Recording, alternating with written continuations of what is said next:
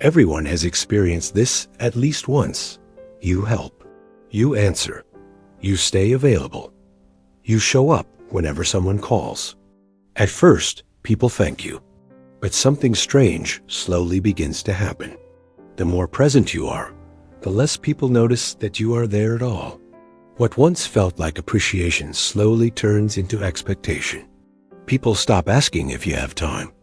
They stop wondering whether you are tired. They simply assume you will appear, the same way the sun appears each morning. And many people live like this for years before they understand one quiet truth. Sometimes your absence teaches people more about your value than your constant presence ever could. This is the story of a man named Adrian, and the unexpected lesson that changed how everyone around him saw him, including himself.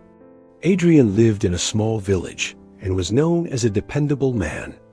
Not the strongest, not the richest, not the loudest. But if something needed to be done, Adrian was the one people called. If a roof needed repair, Adrian came. If a cart broke on the road, Adrian fixed it. If someone needed help carrying heavy stones, Adrian arrived before anyone else. When a neighbor had a problem they could not solve, they knocked on Adrian's door. At first, he felt proud of this.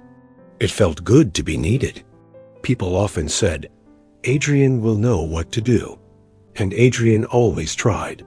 Day after day, he solved problems that did not belong to him. Sometimes he worked from early morning until the evening without noticing how tired he had become. But every time someone thanked him, he told himself it was worth it. Years passed this way. Neighbors knocked on his door at dawn. Friends appeared with problems late in the evening. Travelers stopped him on the road, asking for help. Adrian rarely refused. When someone asked, he simply nodded and began working. He believed helping others meant he was valued.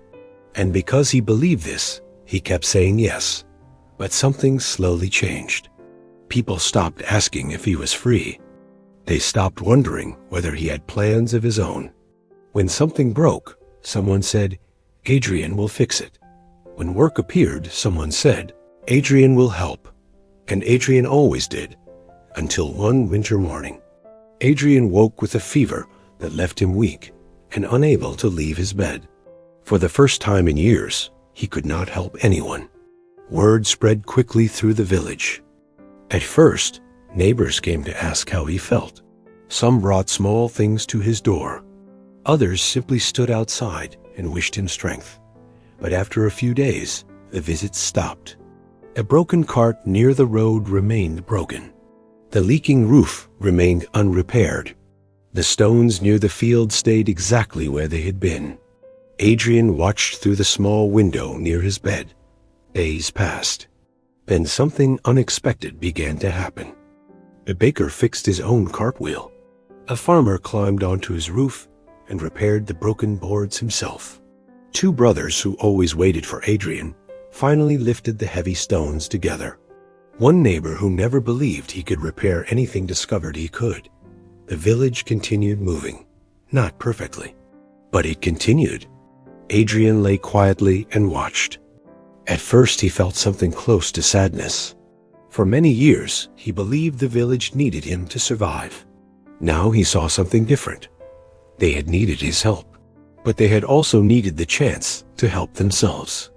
Weeks later, Adrian finally recovered. He stepped outside again and walked through the village. Something had changed. People still greeted him with respect. They still smiled when they saw him. But now their voices sounded different. "Adrian, do you have time? Adrian, could you help us with this?" For the first time in years, people asked instead of assuming. And sometimes Adrian said yes, but sometimes he did not. One afternoon, while walking along the road, Adrian noticed an old traveler sitting nearby. The man held a walking stick and watched people passing with calm eyes. Adrian greeted him and sat down beside him. They spoke for a while about ordinary things. After some time, the old man looked at Adrian carefully. "You look like someone who has recently learned something," he said. Adrian smiled slightly. "I was sick for several weeks," he answered. And the village continued without you, the old man replied. Adrian nodded. Yes, it did. The old man reached down and picked up a small stone. He placed it in the middle of the road. Then he said, walk around it. Adrian stepped slightly to the side and passed the stone. That was easy, he said. The old man nodded. Now imagine that stone had always been here, he continued. What would people do? They would walk around it, Adrian answered. Exactly, the old man said. Then he nudged the stone aside with his stick. But if the stone moves every time someone approaches, he pushed the stone completely out of the road. People never learn how to walk around it. Adrian looked down at the stone. The meaning appeared slowly but clearly.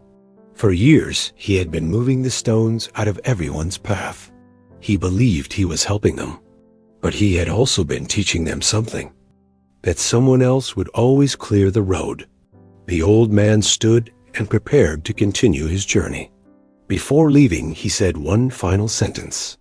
Sometimes the greatest help you can give people is your absence. Then he walked away.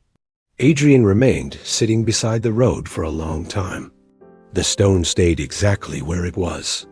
And for the first time, Adrian did not move it. Many people live like Adrian once did. Always present. Always available. Always ready to solve every problem around them. It feels generous. It feels kind. But constant presence can quietly teach others to depend instead of grow. Absence, when it comes, reveals something important. People begin solving problems they once believed they could not solve. They discover strength they did not know they had. And something else happens as well. They begin to see the value of the person who is no longer always there. Your presence is a gift, but a gift loses its meaning when it becomes endless. Sometimes stepping back does not weaken relationships. Sometimes it finally makes them honest. Sometimes the lesson people need most is not what you do for them. It is what they discover when you are not there to do it. And that lesson can change everything.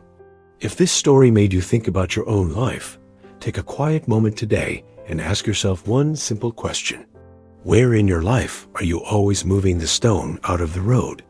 And what might happen if, just once, you left it there? Sometimes the road looks difficult, only because you have been clearing it for everyone else. And sometimes the moment you step back is the moment others finally learn to step forward. If this story spoke to you, share it with someone who might need this reminder. And subscribe for more stories that help us see life a little more clearly.